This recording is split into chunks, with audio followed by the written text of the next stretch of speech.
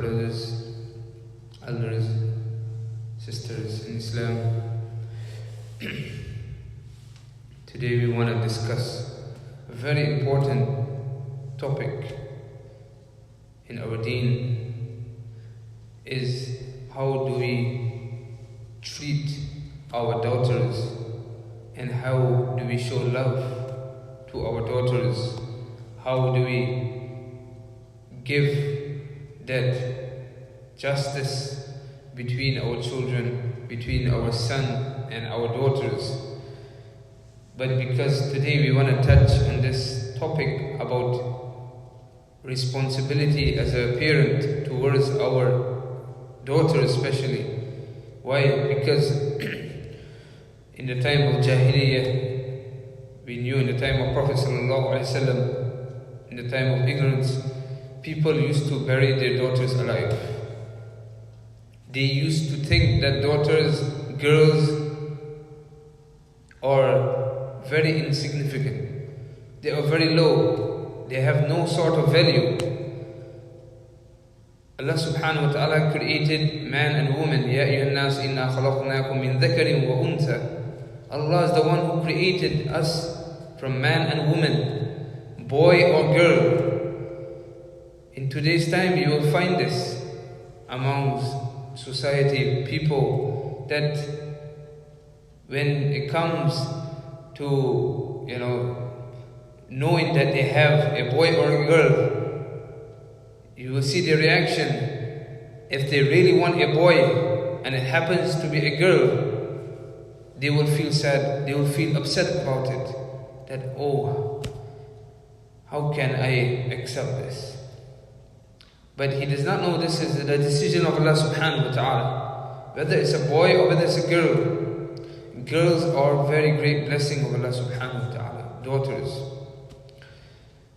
And you will see hadith of Prophet sallallahu alaihi wasallam mention virtues of daughters, because people will treat their daughters, people in the time of Jahiliyyah, how they would treat their daughters, and even in today's time, how people treat their daughters. That their daughters, they can't even say nothing in front of their parents. And they are scared of their parents, basically. Because we have treated our children, our daughters, in that kind of manner that they have no sort of value. And you will see many hadiths from Prophet sallallahu alaihi wasallam. There's a hadith in Sahih al-Bukhari. Aisha radiallahu anha, she says that Rasulullah sallallahu alaihi wasallam mentioned, "Man yali min hadhihi al-banat shay'an fa ahsana ilayhinna kunna lahu sitran min an-nar." That whosoever takes the responsibility of looking after his daughters, treating them well, then what he said, these daughters will become a shield for him from the fire. Imagine a person takes the responsibility to look after his daughters, treat them well, look after them in a good manner, just like how we will treat our son, we will treat our daughters. Just like how we will give them love, and we will give them whatever we give to our children, we will give to our daughters as well. In the hadith, Prophet sallallahu alaihi wasallam, he mentioned beautifully. Ibn Abbas radiallahu anhu, he says, Rasulullah sallallahu alaihi wasallam said, "Ma min muslimin lahu ibnatan fayuhsinu ilayhima ma sahibatahu illa adkhalatahu al-jannah." No Muslim who has two daughters or treat them well, as long as they stay and live with him, or he lives with them, except that these daughters will cause him to enter into Jannah. So beautiful. In another hadith, in Tirmizi, Abu Sa'id al-Khudri narrates that Rasulullah sallallahu alaihi wasallam said, "He who has three daughters or two daughters, and he treats them well, he fears Allah subhanahu wa ta'ala towards them by giving them their rights, giving them their rights, and fear Allah." What Nabi sallallahu alaihi wasallam mentioned? For him, فَلَهُ الْجَنَّةِ, it will be Jannah for him. It will be paradise for him.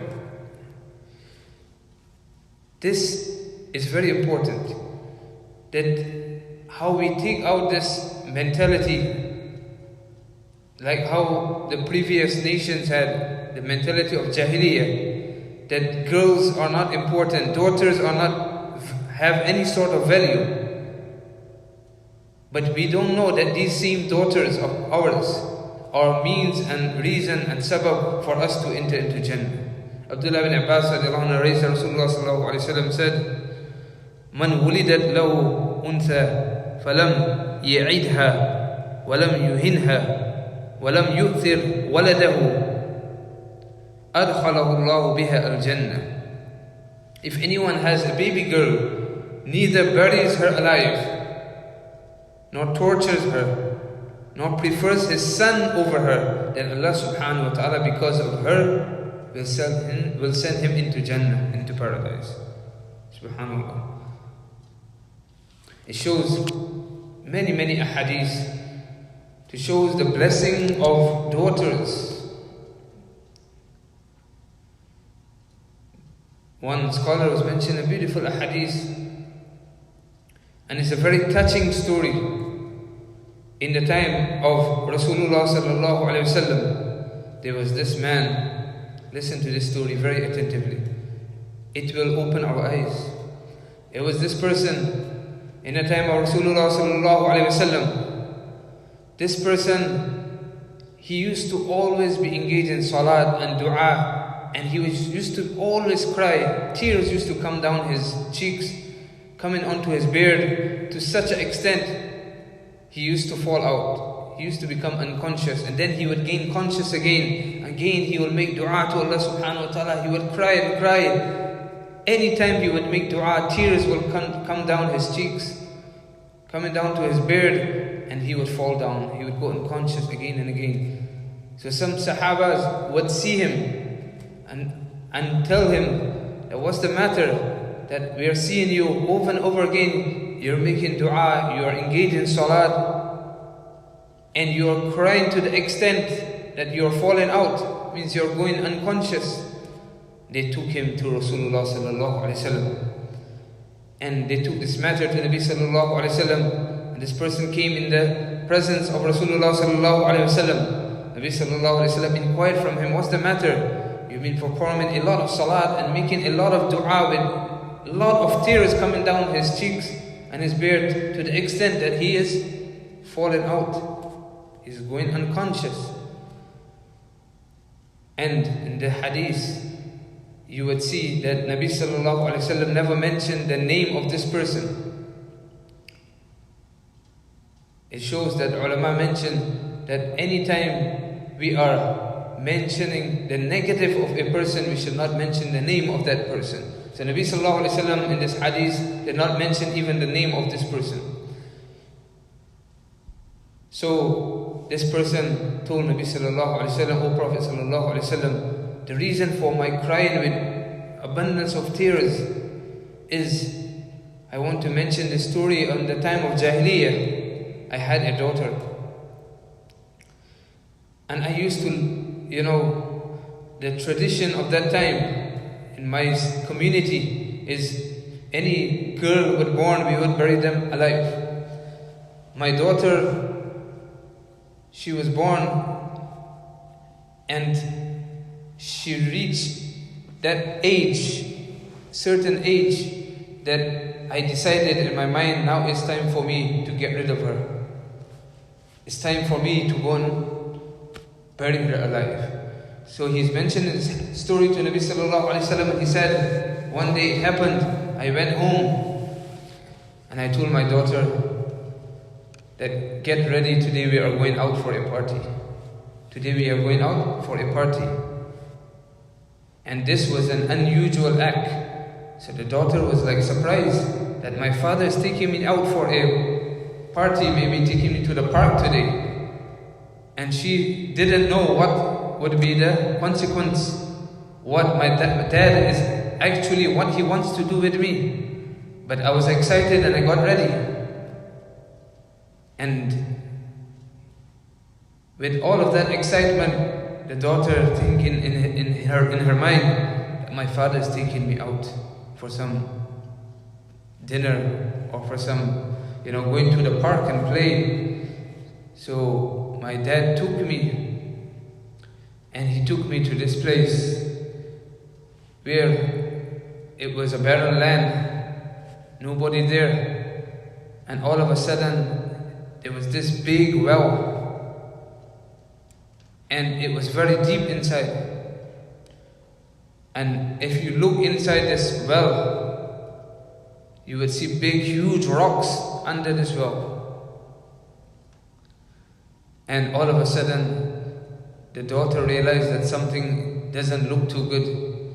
As soon as they reached close to the well, he pushed her straight into the well. Straight into the well.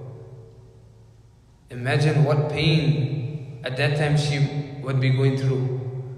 As soon as she fell into the well, then the daughter said some few words to the dad. He said, "Oh dad, do not break your trust. Do not break your trust." And as soon as she was thrown down into the well, it comes in different narration, he started to bury her. Buried her alive.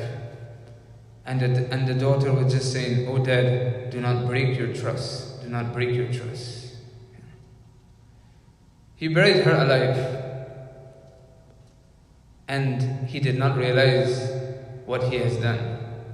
And then as soon as he mentioned the story to Rasulullah sallallahu alaihi wasallam, he is mentioned in this story, tears was coming down his cheeks and his beard. And Nabi sallallahu alaihi wasallam even told him, if Allah subhanahu wa ta'ala would ask me to punish anyone for their past sins, I would have first started with you first. What is meant by that? It is such an act or such a sin that a person treats a daughter in this kind of manner. Even though this person he made a lot of tawbah to Allah subhanahu wa ta'ala, repentance, Allah subhanahu wa ta'ala will forgive your past sins, but still he regrets what he has done. Even Nabi sallallahu alayhi wa sallam could not even handle this matter which he said to Rasulullah sallallahu alayhi wa sallam. It shows, my dear brothers and sisters, we have daughters in our homes. Whether it's a boy or girl, they are all ni'mah and bounty of Allah subhanahu wa ta'ala. We treat them well, we love them, we care for them, we treat them with justice. Just like how we'll give the boy, we'll give the girl.